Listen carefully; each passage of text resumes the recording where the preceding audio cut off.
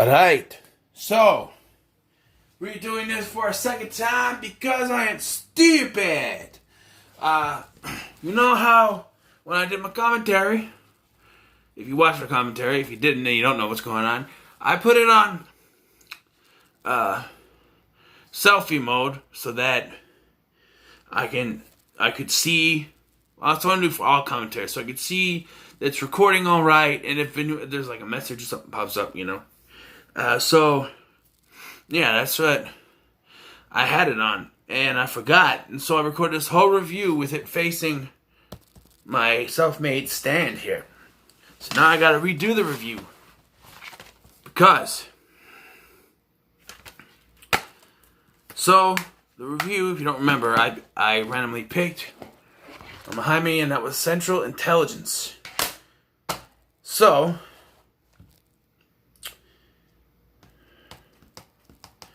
let's talk about Deadpool. No, talk about Central Intelligence. All right, this movie starts off in 1996, which gives some problems with some of the actors that they hired to do this movie. All except for Kevin Hart. Kevin Hart is the appropriate age because he's now 40 years old, and he would have been 37 in 2016, and in 1996 he would have been 17. So that fits. But then you got The Rock, who I know for a fact was not in high school in 1996. He was wrestling in 1996. He was 24 years old. 44 in 2016. He's 47 now. There's Danielle Nicolette, who plays Maggie, which is Kevin Hart's wife in the movie. She's 45 years old right now. Which means she was 42 in 2016, and she was 22 in 1996. We also have Jason Bateman in this film playing Trevor, who is a bully who picks on The Rock's character, Bob Stone. Now, anyone out there who knows who Jason Bateman is knows for a fact he was not in high school in 1996 because he was an 80s kid. Right? An 80s kid.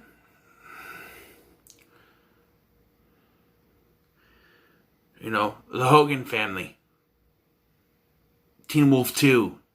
There's no way he was in high school in 1996. And he's 50 years old right now. He's 47 in 2016. And in 1996, he was 27. So, nope, doesn't add up.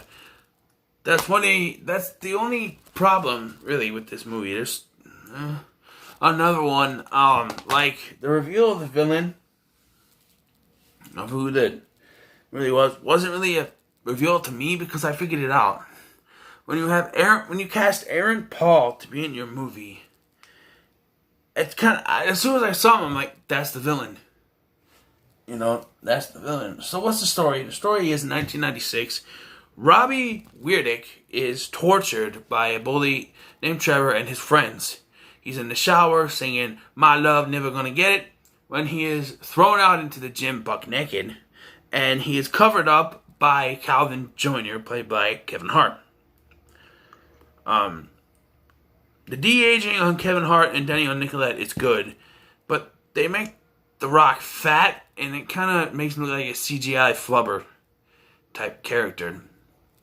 And they have a different actor to play Trevor as a teenager because they wanted to be surprised that Jason Bateman is in this movie. So 20 years after Calvin sort of saved him, Robbie, not going by the name Bob Stone, sends a friend request to Calvin. And they become reacquainted before their 20th high school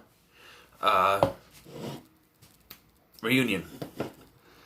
But it turns out that Bob is actually a CIA agent, and according to his handlers, whoever the lady is, he's a rogue CIA agent who killed his partner, is now trying to smuggle like government secrets or launch codes or something to arms dealers or whatever, under the code name the Black Badger. Now, the flashback to when the partner is killed gives away the villain. they talk about the Black Badger. They show Aaron Paul as his partner, and right away I go, he's the bad guy. He's the Black Badger. It's him. There's no other person in this movie it could be but him, because it's Aaron Paul. Bitch. Just saying. And what do you know? It turns out to be him. He made up the Black Badger name, but it was still him. Yeah. I'm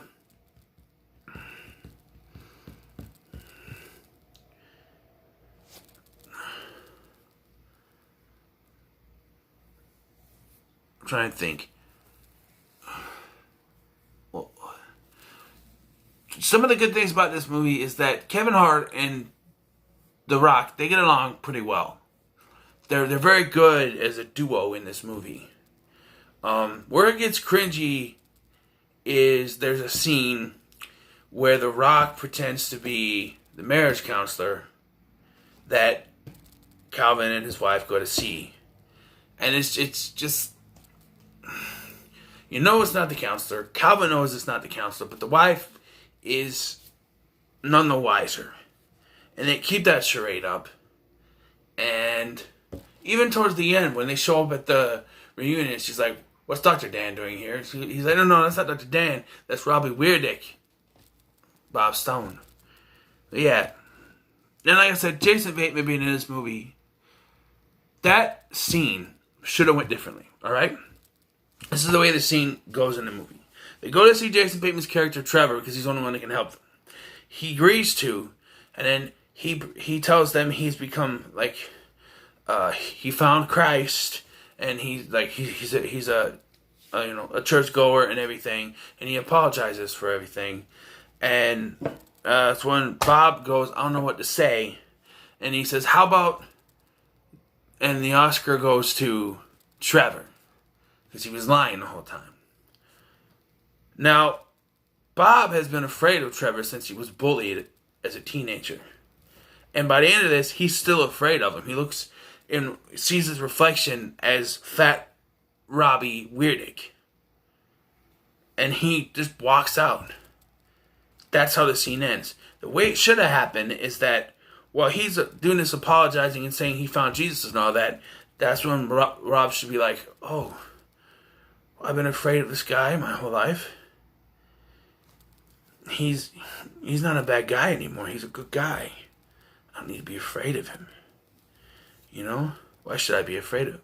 And then when he reveals that it's not, that he was lying and everything, that's when he should get pissed.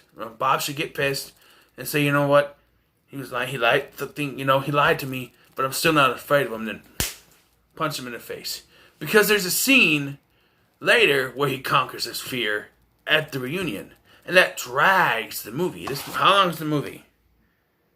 I was watching the unrated version. 116 minutes. That's an extra 9 minutes added on.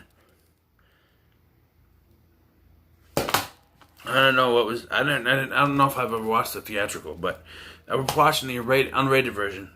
What's the normal? PG-13. Next, there's a lot of F words in this version, so unrated, yeah.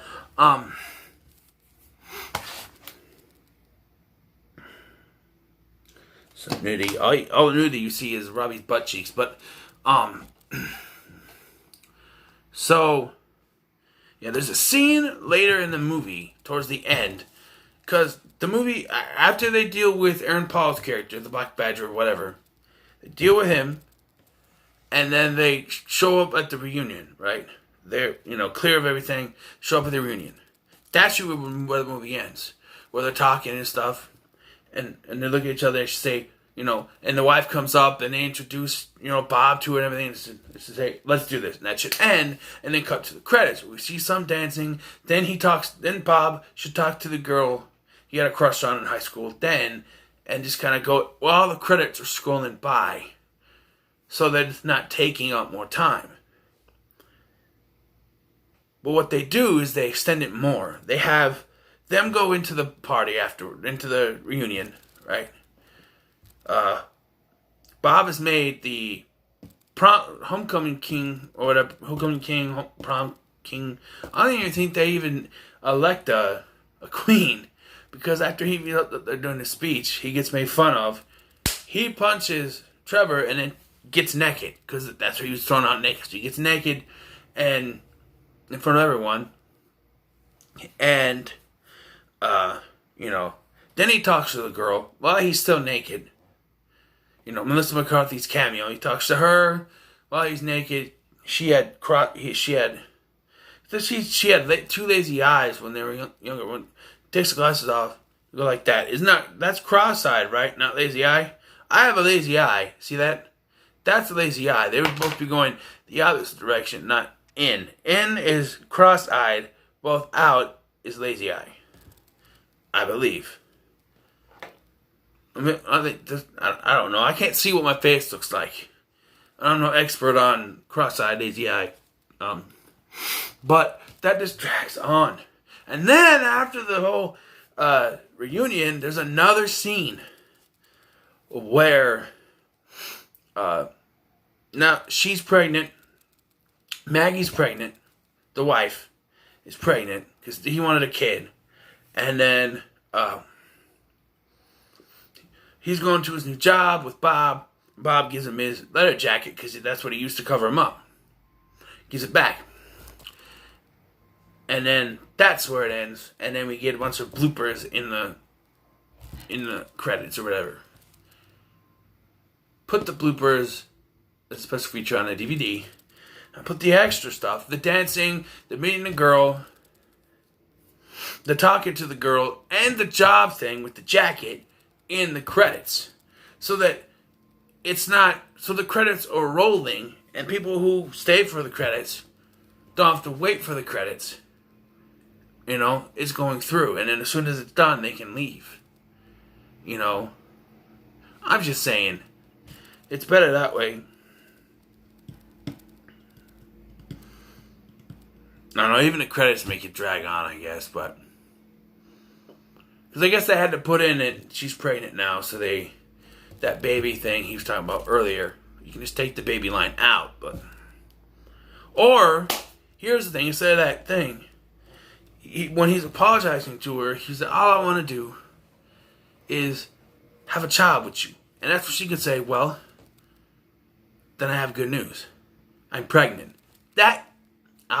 My tongue. That would be all you need, right? That'd be all you need. Is for her to say, I'm pregnant. Then you know he's going to have a kid. And then you can have one little scene in the credits. If even.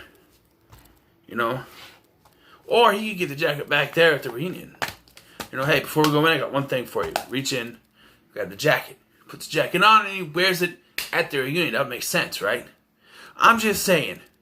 As much as I've been harping on this, I do like this movie. I'm going to give it an 8 out of 10. Right?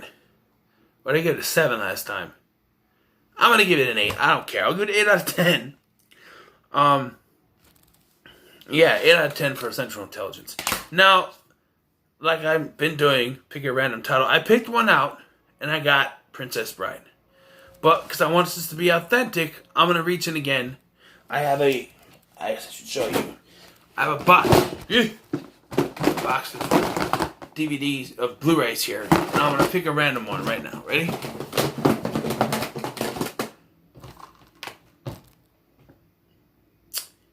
Major Payne.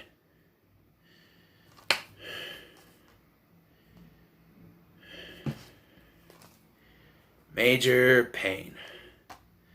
I didn't even think I put this in there.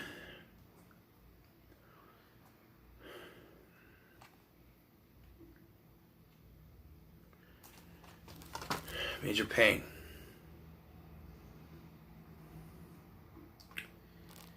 Well,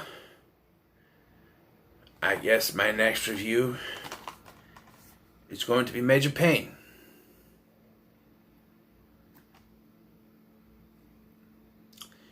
Look for that.